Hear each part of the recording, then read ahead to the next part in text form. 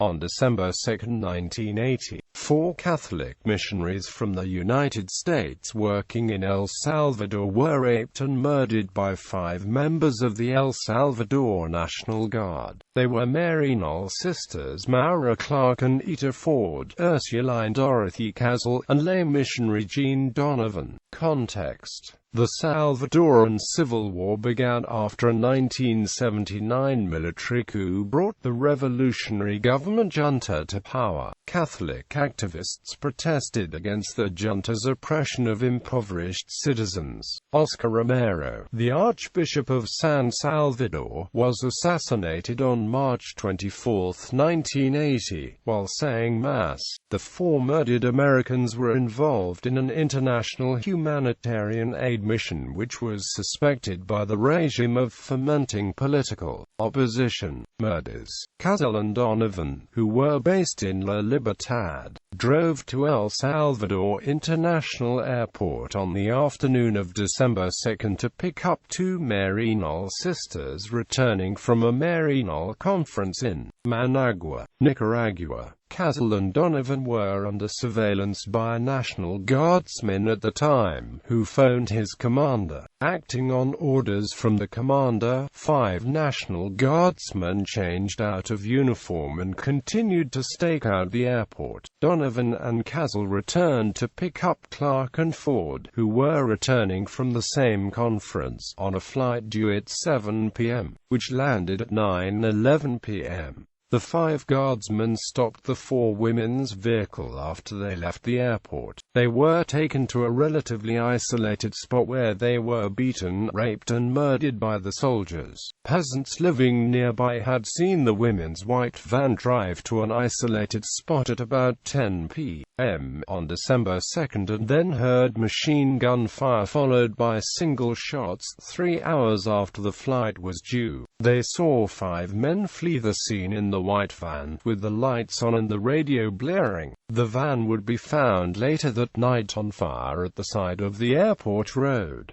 Later, the bodies were found knifed in a ditch. Early the next morning, December 3, they found the bodies of the 4 women and were told by local authorities, a judge, 3 members of the National Guard, and 2 commanders, to bury them in a common grave in a nearby field. The peasants did so, but informed the parish priests, Fr. Paul Schindler, and the news reached Oscar Romero's successor Arturo Rivera Wide-Armers and the United States ambassador to El Salvador, Robert White. The shallow grave was exhumed the next day, December 4, in front of 15 reporters, sisters Alexander and Dorsey and several missioners, and Ambassador White. Donovan's body was the first exhumed, then Kazel's, then Clarke's, and last that of Etta Ford. On December 5, a Mass of the Resurrection was said by Bishop Arturo Rivera Wide-Armers, and on December 6, the bodies of Jean Donovan and Dorothy Kazel were flown out for burial. Donovan's body was returned to her parents in Sarasota, Florida, while Kazel's was taken back to her hometown of Cleveland, where she was buried in All Souls Cemetery in Chardon, Ohio. The bodies of the Maryknoll sisters, Clarke and Ford, were buried in Quetzaltenango, El Salvador, in keeping with Maryknoll practice. Subsequent history. As news of the murders was made public in the United States, public outrage forced the U.S. government to pressure the Salvadoran regime to investigate. U.S. President Jimmy Carter suspended all aid to El Salvador, but domestic U.S. right-wing political pressure forced him to reinstate it. The earliest investigations were condemned as whitewash attempts by the later ones, and in time, a Commission on the Truth for El Salvador was appointed by the United Nations to investigate who gave the orders, who knew about it, and who covered it up. Several low-level guardsmen were convicted, and 2 generals were sued by the women's families in the U.S. federal courts for the command responsibility for the incident. Unlike President Carter succeeding U.S. President Ronald Reagan favored the Salvadoran military regime. He authorized increased military aid and sent more U.S. military advisors to the country to aid the government in quelling the civil guerrilla war. In El Salvador's decade of terror, human rights since the assassination of Archbishop Romero, Human Rights Watch reports. During the Reagan years in particular, not only did the United States fail to press for improvements but, in an effort to maintain backing for U.S. policy, it misrepresented the record of the Salvadoran government, and smeared critics who challenged that record. In so doing, the administration needlessly polarized the debate in the United States, and did a grave injustice to the thousands of civilian victims of government terror in El Salvador. Despite the El Mozote massacre that year, Reagan continued certifying that the Salvadoran government was progressing in respecting and guaranteeing the human rights of its people, and in reducing National Guard abuses against them. In 1984, four National Guardsmen, Daniel Canales Ramirez, Carlos Joaquin Contreras Palacios, Francisco Orlando Contreras Racinos and Jose Roberto Moreno Canjura, were convicted of murdering the four women and were sentenced to 30 years in prison. The superior, Subsergeant Luis Antonio Colondres Ailman, was also convicted for the murders as well.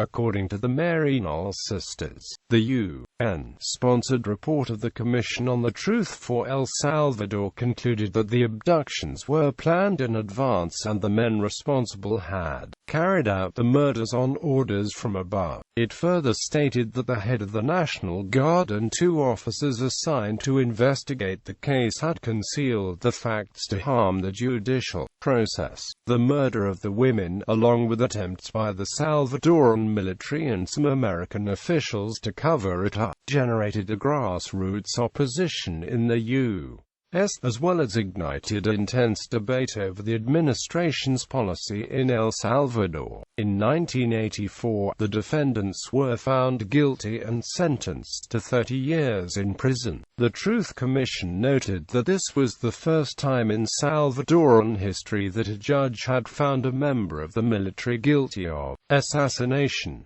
In 1998, 3 of the soldiers were released for good behavior. 2 of the men remain in prison and have petitioned the Salvadoran government for pardons. The head of the National Guard, General Carlos Eugenio Vides Casanova, went on to become Salvadoran Minister of Defense in the government of José Napoleón Duarte. In 1998, the 4 assassins confessed to abducting, raping and murdering the 4 church women and claimed that they did so because Ailman had informed them that they had to act on orders from high-level military officers. Some were then released from prison after detailing how Vides and his cousin Col. Oscar Edgardo Casanova Veillar, the local military commander in Zacatecoluca, had planned and orchestrated the executions of the church women. A 16-year legal battle to deport Vides Casanova soon commenced.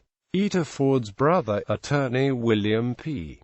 Ford, spent more than 25 years using the U.S. court system to try to obtain justice for his sister and the other 3 murdered women. He worked closely with Human Rights First on federal lawsuits to try to bring Salvadoran generals to answer for the murder of the women and, in other cases, for the torture and murder of members of the Salvadoran poor. After their emigration to the U.S. state of Florida, Vides Casanova and his fellow general, José Guillermo Garcia, were sued by the families of the 4 women in federal civil court.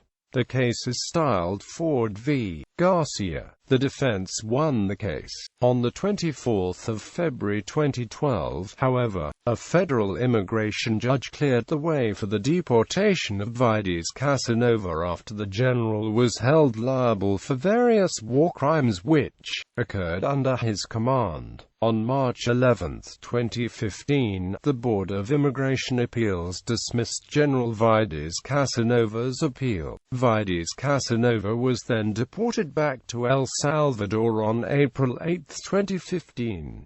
Cultural depictions. Roses in December is a 1982 documentary, The Murders, focusing on Jean Donovan. This documentary won the Interfilm Award at the 1982 International Film Festival Mannheim, Heidelberg. The dramatization Choices of the Heart won the 1984 Humanitas Prize in the 90-minute television movie category. Although it was criticized for lacking clarity about the political context of the women's killings, Clarke, Ford, Kazel and Donovan were played by Mary McCusker, Mari Gorman, Pamela Bellwood, and Melissa Gilbert respectively. Helen Hunt, Martin Sheen, and Mike Farrell co-starred. The murders were also depicted in Salvador, Oliver Stone's 1986 film about an American reporter trying to cover the overall conflict. In this film, actress Cynthia Gibb portrayed Kathy Moore, a character based on Jean Donovan. Moore is shown in several scenes interacting with the main character.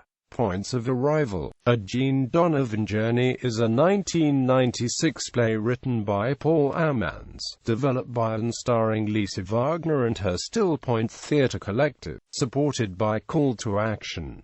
Elizabeth Swados composed a musical play entitled Missionaries about the 4 church women killed in El Salvador.